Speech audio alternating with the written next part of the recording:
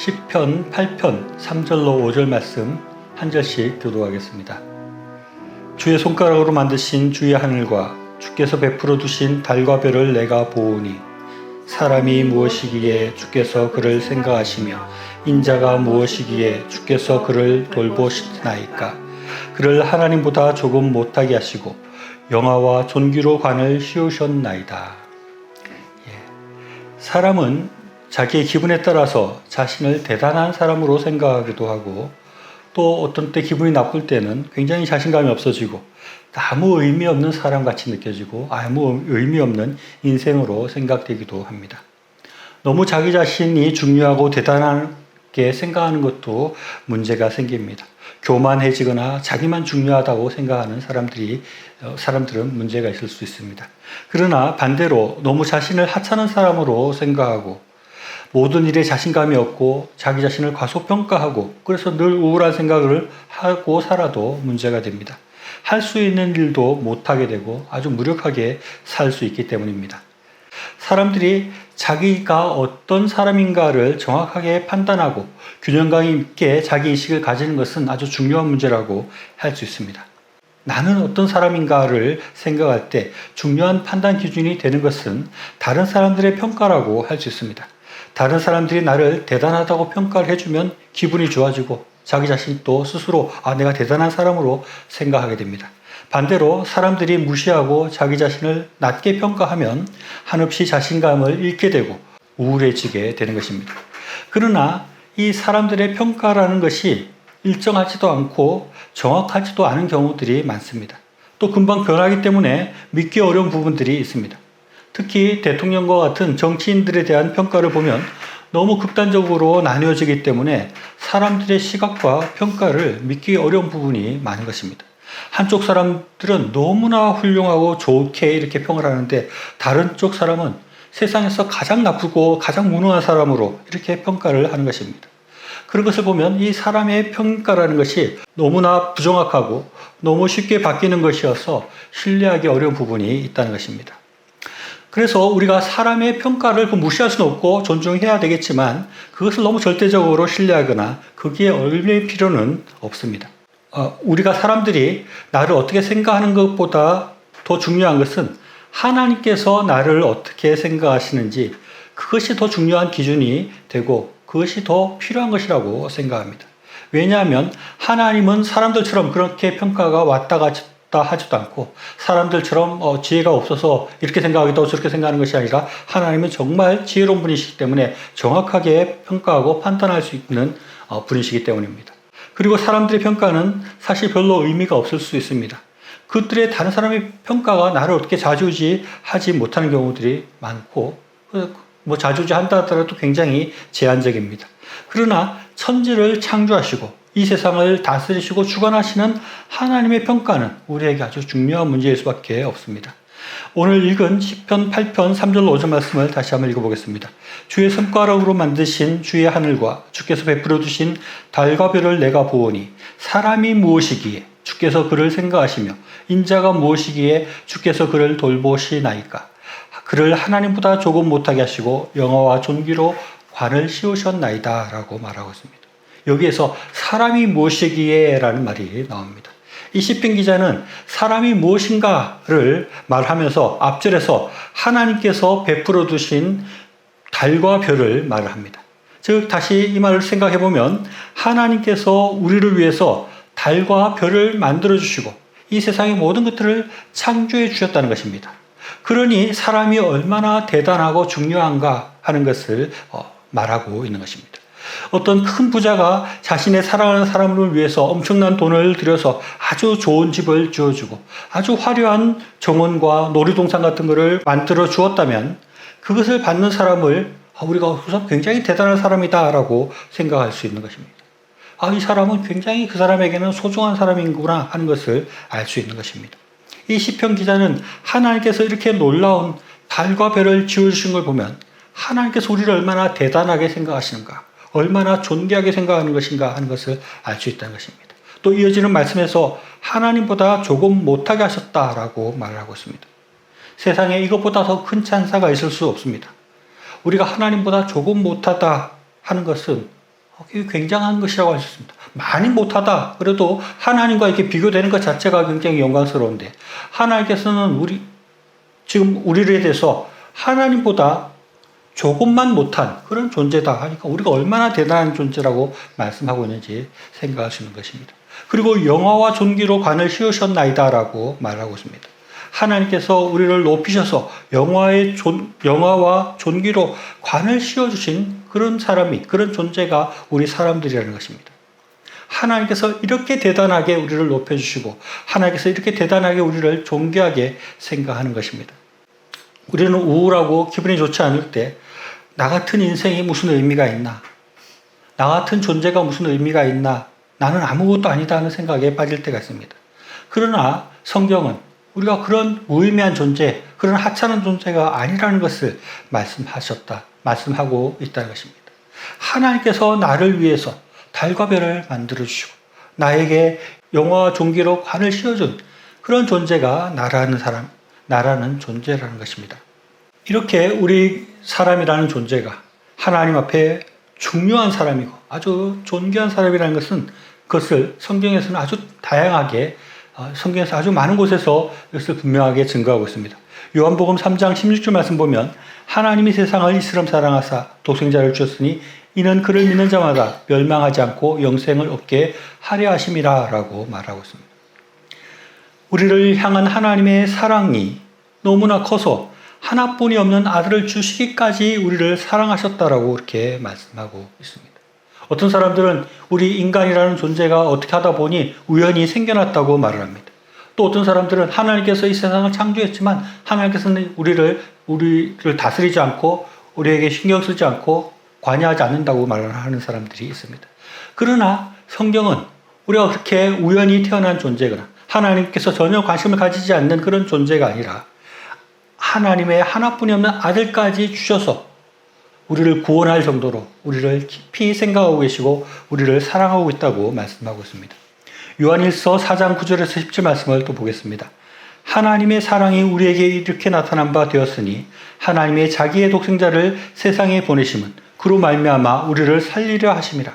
사랑은 여기 있으니 우리가 하나님을 사랑하는 것이 아니요 하나님이 우리를 사랑하사 우리 죄를 속하기 위하여 화목제물로 그 아들을 보내셨음이라 라고 말씀하고 있습니다.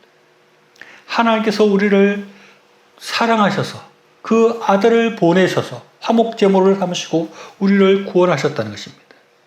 하나님께서 우리를 너무 소중하게 생각하고 우리를 사랑하시기 때문에 하나뿐이 없는 아들을 십자가에 매달아서라도 우리를 구원하시고 우리를 살리시기를 원하셨다는 것입니다. 고린도전서 7장 13절 말씀 보면 너희는 값으로 사신 것이니 사람의 종이 되지 말라 하는 말씀이 나옵니다. 너희는 값으로 사신 것이다 라고 이렇게 말합니다. 베드로전서 1장 18절로 19절 말씀 보면 너희가 알거니와 너희 조상이 물려준 헛된 행실에서 대속함을 받은 것은 은이나 금같이 없어질 것으로 된 것이 아니요 오직 흠이 없고 점이 없는 어린 양 같은 그리스도의 보배로운 피로 된 것이다 라고 말씀하고 있습니다. 우리 사람이라는 것이 예수님께서 우리를 위해서 죽어주신 그런 사람이고 예수님의 피값이 치루어진 사람이 우리라는 것입니다. 어떤 사람은 우리 육체가 한 10,000원 정도의 가치가 있다고 합니다.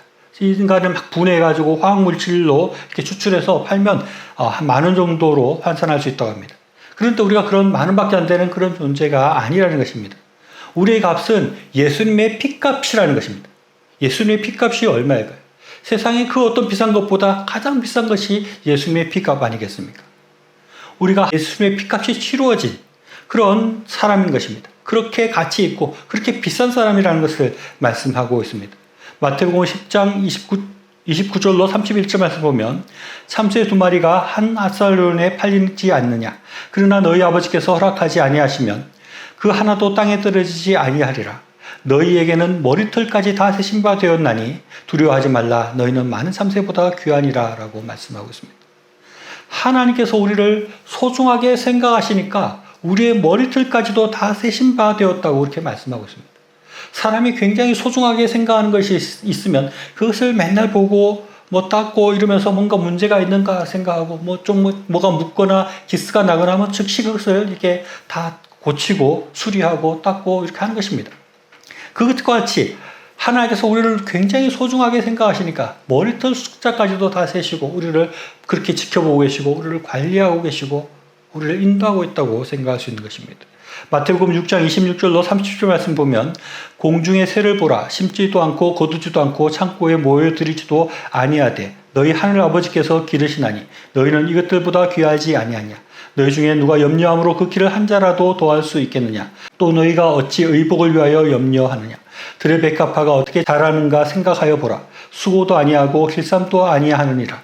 그러나 내가 너희에게 말하노니 솔로몬의 모든 영광으로도 입은 것이 이 꽃 하나만 같이 못하였느니라. 오늘 있다가 내일 아궁에 던져지는 들풀도 하나님께서 이렇게 입히시거든 하물며 너희일까 보냐 믿음이 작은 자들아 라고 말씀하고 있습니다. 하나님께서 우리를 너무나 소중하게 생각하고 너무나 귀중하게 생각하기 때문에 하나님께서는 우리를 늘 이렇게 돌보시고 먹이시고 입히시고 아름답게 가꾸어 주신다는 것입니다. 우리가 이런 하나님의 특별한 돌봄과 관심을 받는 그런 존재라는 것을 우리가 생각해야겠습니다. 저는 이런 하나님의 인도하심과 보호하심, 또 입히시고 먹이시고 하는 그런 하나님의 손길을 느낄 때가 많습니다. 그것을 어떻게 증명해 보이거나 법적으로 인정을 받거나 과학적으로 어떻게 뭔가 증명할 수는 없겠지만 저에게는 아주 분명한 게 그런 하나님의 놀라운 인도하심과 보호하심이 느껴지는 것입니다. 저번에도 말했지만 이사할 때마다 그런 것을 많이 경험하게 됩니다. 하나님께서 너무나 좋은 집을 우리에게 인도하셨다. 너무나 우리에게 꼭 맞는 집, 우리에게 꼭 필요한 집으로 인도하셨다는 것을 생각하게 되는 것입니다. 사실 돌이켜보면 우리가 원하는 것, 내가 원하는 것, 나에게 꼭 필요한 것이 무엇이었는지 나는 잘 알지 못했습니다. 그러나 어떻게 하다가 이사를 하고 보니 진짜 이 집이 나에게 꼭 필요한 집이었고 우리에게 꼭 맞는 집이었다는 것을 생각하게 되면서 진짜 하나님께서 놀랍게 인도하셨구나. 하나님의 세밀한 손길이 있었구나. 하나님께서 진짜 나를 굉장히 관찰하시고 머리털까지 세신 것처럼 내가 진짜 무엇을 원하고 있고 무엇이 필요한지를 알고 하나님께서 인도하셨다는 것을 경험하게 되고 그런 것을 고백하게 된다는 것입니다. 하나님께서 너무나 사랑하는 존재이기 때문에 하나님께서는 우리를 늘 지켜보고 계시고 가장 필요한 것들로 우리를 인도하시는 것입니다. 그런 존재가 우리 되는 것입니다. 이사야서 43장 1절로 4절까지 말씀 보면 야곱아 너를 창조하신 여호와께서 지금 말씀하시느니라. 이스라엘아 너를 지으신 이가 말씀하시느니라. 너는 두려워하지 말라. 내가 너를 구속하였고 너를 지명하여 불렀나니 너는 내 것이라. 내가 물 가운데로 지날 때에 내가 너와 함께 할 것이라. 강을 건널 때 물이 너를 침몰하지 못할 것이며 내가 불 가운데로 지날 때에 타지도 아니할 것이요 불꽃이 너를 사르지도 못하리니 대저 나는 여호와 내 하나님이요 이스라엘의 거룩한 이요 내 구원자임이라. 내가 애굽을 너의 속량물로 구스와 스바를 너를 대신하여 주어노라. 내가 내 눈에 보배롭고 존귀하며 내가 너를 사랑하였은즉 내가 내 대신에 사람을 내어주며 백성들이 내 생명을 대신하리니라고 말씀하고 있습니다. 하나님께서 모든 세상의 모든 존재들을 다 그렇게 존귀하게 생각하는지 모르겠습니다. 그러나 하나님을 믿는 우리는 특별하게 하나님께서 생각하고 계시다는 것입니다. 특별하게 지명하시고 특별하게 부르셨다는 것입니다. 그러면서 내가 하나님께서 나의 하나님이 되어주시고 우리가 어디를 가든지 하나님께서 지켜주시겠다고 그렇게 말씀하고 있는 것입니다. 하나님의 눈에 보배롭고 존귀하게 여기시고 그런 사랑들을 나타내시겠다고 말씀하고 있는 것입니다. 우리는 이런 하나님의 특별한 사랑을 받는 사람이고 하나님 앞에 특별히 존귀하게 여기지는 그야말로 세상에서 존귀한 존재들이라는 것입니다. 그래서 로마서 8장 31절에서 35절에서는 이렇게 말씀하고 있습니다. 그런즉 이 일에 대하여 우리가 무슨 말을 하리요? 만일 하나님이 우리를 위하시면 누가 우리를 대적하리요? 자기 아들을 아끼지 아니하시고 우리 모든 사람을 위하여 내어주신 이가 어찌 그 아들과 함께 모든 것을 우리에게 주시지 아니하겠느냐? 누가 능히 하나님께서 택하신 자들을 고발하리요? 의롭다 하신 이는 하나님이시니 누가 정죄하리요? 죽으실 뿐만 아니라 다시 살아나신 이는 그리스도시니 그는 하나님 우편에 계신 자요 우리를 위하여 간구하시는 자시니라. 누가 우리를 그리스도의 사랑에서 끊으리요? 환난이나 공고나 박해나 기근이나 적신이나 위험이나 칼이라 라고 말씀하고 있습니다. 우리는 이렇게 하나님의 존귀한 사람으로서 예수님의 피값이 치루어진 사람이고 하나님의 존귀하고 하나님의 사랑을 받는 사람들인 것입니다.